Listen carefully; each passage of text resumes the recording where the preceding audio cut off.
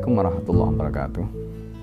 Para pemirsa yang dimuliakan Allah, peristiwa yang disebutkan oleh Allah Subhanahu wa taala di dalam surat At-Taubah ayat 40, illa tansuru faqad nasarahullah.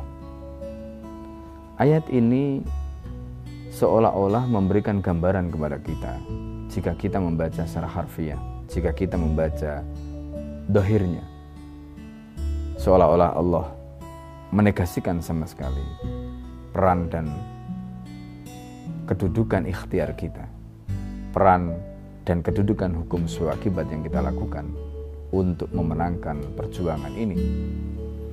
Illa tansuruhu, jikalau kalian tidak menolongnya, faqad nasarallah, Allah pasti menolong.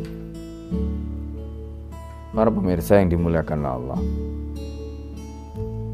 kalau kita membaca peristiwa di balik ayat ini, yaitu momentum di saat Rasulullah SAW pergi hijrah meninggalkan rumah Nabi.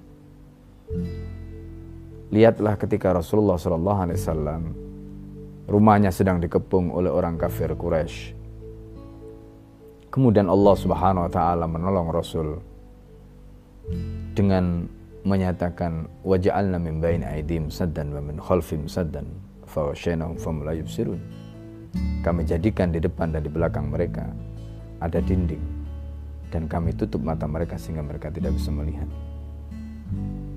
Secara zahir kita membaca ayat ini, Allah Subhanahu wa taala telah memberikan kepada Nabi pertolongan. Tetapi Nabi pun diperintahkan oleh Allah untuk melakukan hukum suakibat. Rasulullah SAW kemudian meminta kepada Ali yang merupakan saudara sepupunya untuk menempati tempat tidurnya, sehingga ketika orang kafir melihat ke dalam, mereka membayangkan bahwa di dalam itu Muhammad masih tertidur, sampai mereka pun akhirnya di waktu pagi kemudian mereka melihat ternyata yang ada di dalam itu bukan Muhammad, tetapi itu adalah Ali bin Abi Thalib.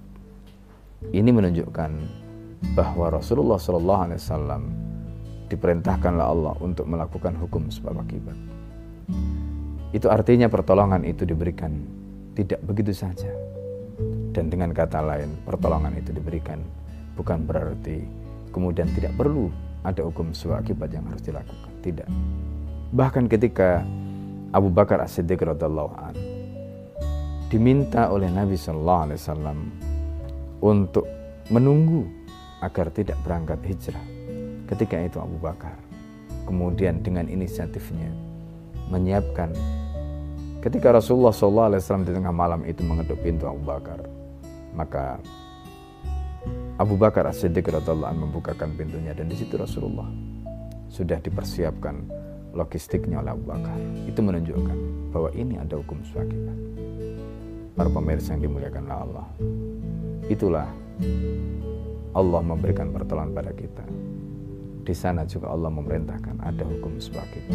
Itulah yang dipahami oleh Rasulullah dan para sahabat. Demikian. Assalamualaikum warahmatullahi wabarakatuh.